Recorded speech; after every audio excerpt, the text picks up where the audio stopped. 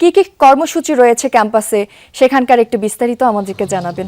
যদি সকাল থেকেই দ্বিতীয় বর্ষপূর্তি উপলক্ষে কিন্তু নানান কর্মসূচি রয়েছে। আমি রয়েছি রাজশাহী বিশ্ববিদ্যালয়ে এবং এই রাজশাহী বিশ্ববিদ্যালয়ে জুলাই গণ অভ্যুত্থান দিবস উপলক্ষে কিন্তু আলোকচিত্র ও প্রামাণ্য চলচ্চিত্র প্রদর্শনী সেটি চলছে। এখানে প্রায় 200-র বেশি আলোকচিত্র সেটি কিন্তু প্রদর্শনী রয়েছে।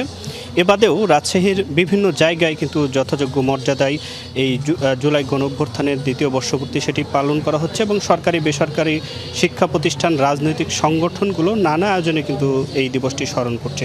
সকাল থেকে আমি যতটুকু দেখছি নানা আনুষ্ঠানিকতা চলছে এবং এখন পর্যন্ত এই রাজশাহীর বিশ্ববিদ্যালয়ের যে এই সিনেট ভবনের সামনে আলোকচিত্র প্রদর্শনীতে জুলাইয়ের যে দিনগুলোতে আন্দোলনের কার্যক্রমের যে বিষয়গুলো ছিল এবং শিক্ষার্থীদের যে আন্দোলন সেই আন্দোলনের যে আলোকচিত্রগুলো সেগুলোই কিন্তু তারা দেখছেন এবং সকাল থেকে আমি অনেক শিক্ষার্থীকে দেখেছি তারা এসে কিন্তু তাদের নিজেদের আন্দোলনের যে ছবিগুলো সেগুলো দেখার জন্য তারা খুঁজছিলেন এবং সেই সাথে সাথে প্রতিটি ছবি কিন্তু তারা দেখছেন এবং এই জুলাই বিপ্লব 2024-এর যে প্রদর্শনীতে কিন্তু এই আমরা যতটুকু দেখেছিলাম যে সেখান থেকে শুরু হয় এবারও কিন্তু এই প্রদর্শনী রয়েছে রাজশাহী বিশ্ববিদ্যালয়ের সিনেট ভবনের সামনে এবং ছোট বড় সকলে কিন্তু আসছেন এই প্রদর্শনীর যে আলোকচিত্রগুলো রয়েছে সেগুলো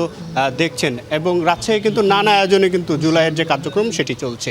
জ্যোতি, তারেক, আমাদেরকে বিস্তারিত জানানোর জন্য ধন্যবাদ আপনাকে।